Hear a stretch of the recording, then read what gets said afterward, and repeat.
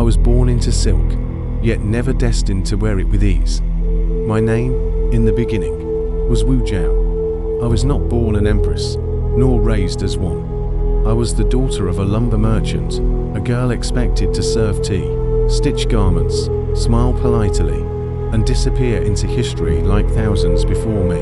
But I always felt different.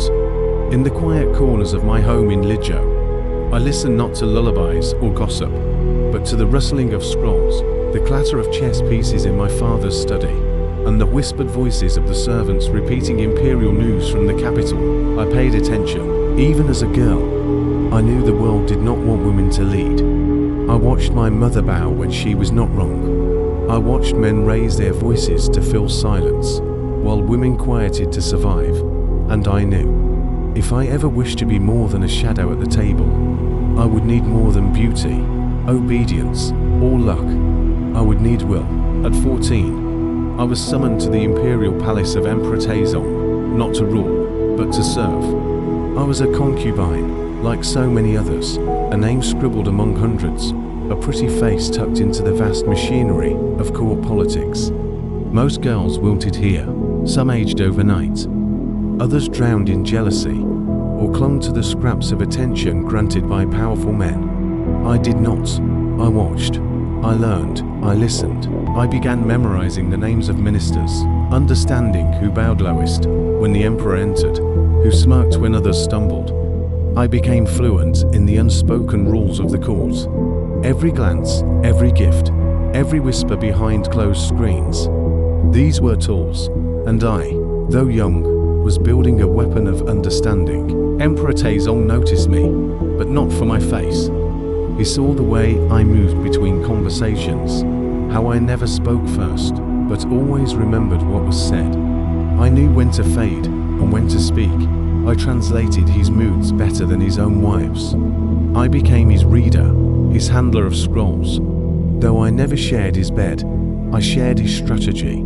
I made myself useful, and yet, when Taizong died, all concubines were to be sent to Buddhist convents, the unspoken punishment for aging in the shadows of emperors. No matter our intellect or devotion, we were to shave our heads and become silent.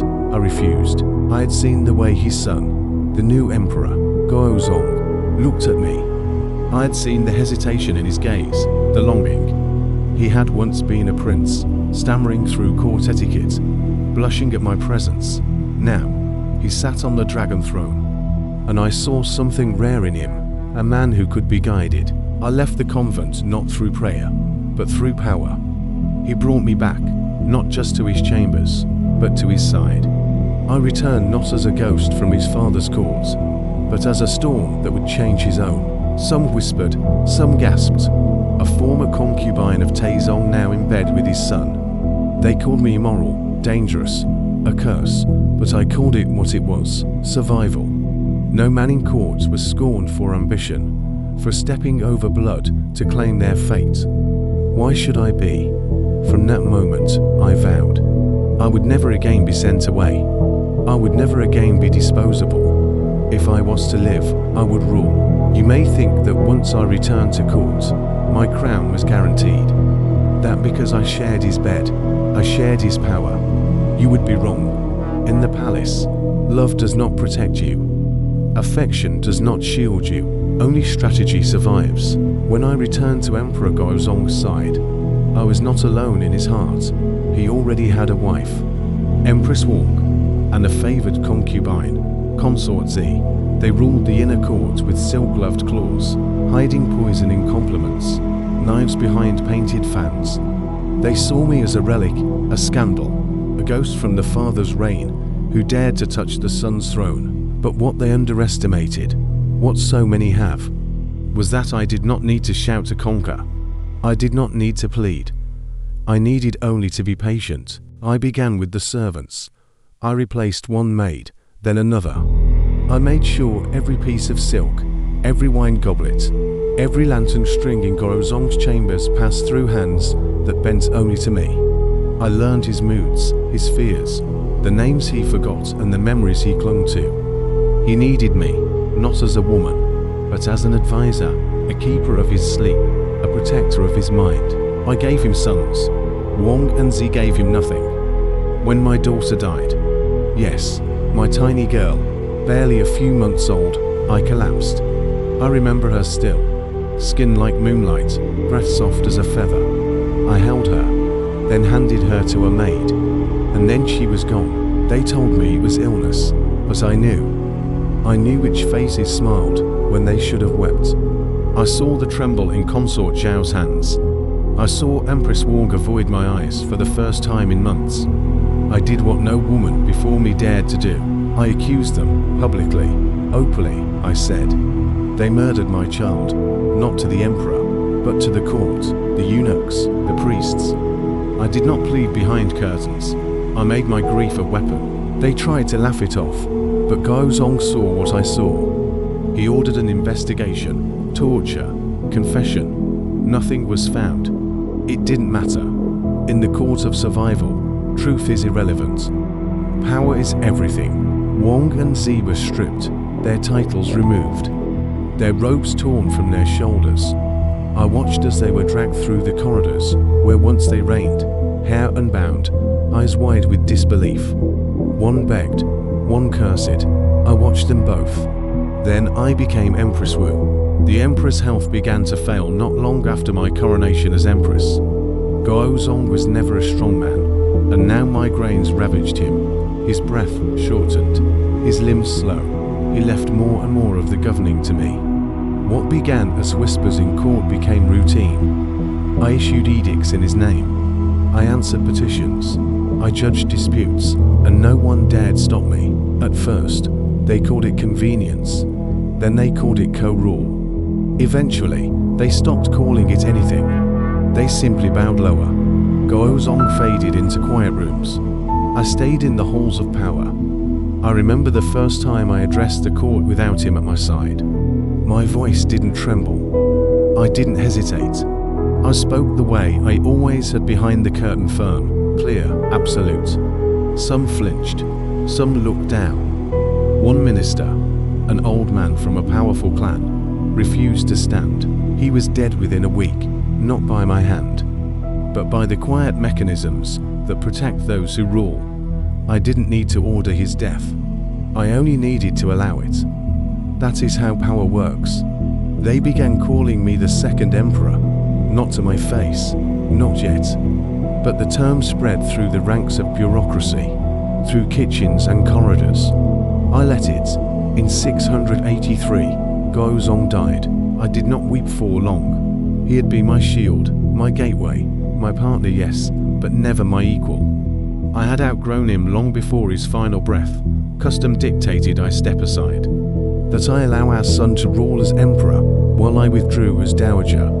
I obeyed on the surface. Behind him, I remained. He sat on the throne. I stood behind it. He issued commands. I reviewed and corrected them. He had the seal. I held the pen. When he disobeyed, I removed him, quietly, with just enough scandal to make him a cautionary tale. When another son proved weak, I replaced him too. And finally, when the people had grown used to seeing me more than any man, I gave them what they feared most, a woman not behind the curtain, a woman on the throne, alone. They said a woman could never rule China, not truly, not openly. It was not just custom, it was cosmic order. Heaven itself had chosen men to wear the dragon robe, to issue decrees, to sit beneath the golden dragon. But I had already ruled in the shadows, already wielded power through sickly sons and silent seals. Now I was done hiding.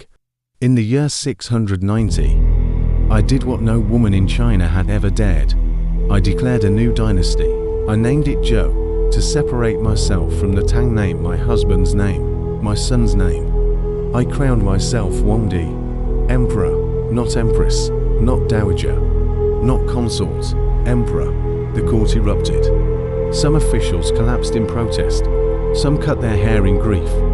A few slammed their heads against palace columns, hoping to die in service to the old order. I let them. The ones who lived either fled or bowed. I changed the state religion, elevating Buddhism to counter the Confucianists who hated me. Confucianism had always chained women. Buddhism promised enlightenment for any soul, male or female. I restructured the imperial examination system, stripping away the birthright of noble clans and allowing commoners to rise through merit.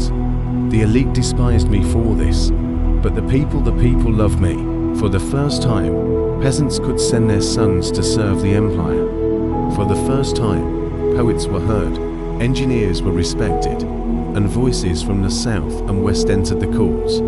I became Wu Zetian, the name by which history remembers me. But don't mistake reforms for mercy. I ruled with steel. Those who plotted against me vanished. Those who whispered treason were silenced. They called me paranoid, but I knew power must be protected like a flame in a storm, especially when that power burns in a woman's hand. They called me cruel, but cruelty was the only language they taught me. So I spoke it better than they ever had. Ruling alone was never lonely, it was silent. Silence is what greeted me in the halls, even when they bowed. Silence in the tea poured too slowly. Silence in the messengers who didn't return. Power, when held by a man, commands noise. When held by a woman, it invites doubt wrapped in obedience. They smiled, but the smiles were thinner now. I knew what they hoped for, that I would grow old, that I would grow weak, that the body would fail where the mind had not, and it did. In my later years, illness began to nibble at the edges of me. My legs trembled, my hands cold, my eyesight dimmed, and with it, the patience I had carried for decades. But even as I weakened, I strengthened the empire. I left behind systems no one could undo easily. I continued to promote those from humble backgrounds. I continued to punish waste and reward efficiency. I surrounded myself with those loyal not to my blood, but to the laws I forged. Yet I trusted fewer people. The ministers called my court paranoid, but they forgot how easily one seed of rebellion can flower in a palace. So yes, I planted my own garden of spies, informants, watchers, and in that iron garden, nothing grew unless I allowed it. I had sons, yes, but none were men of fire. They flickered behind me, unsure, rehearsing words they would never dare speak. One tried to rebel. I stripped him of title. One tried to poison his way to the throne. I exiled him. Another simply begged. I gave him a seal and then took it back. Even my blood could not be trusted, especially my blood.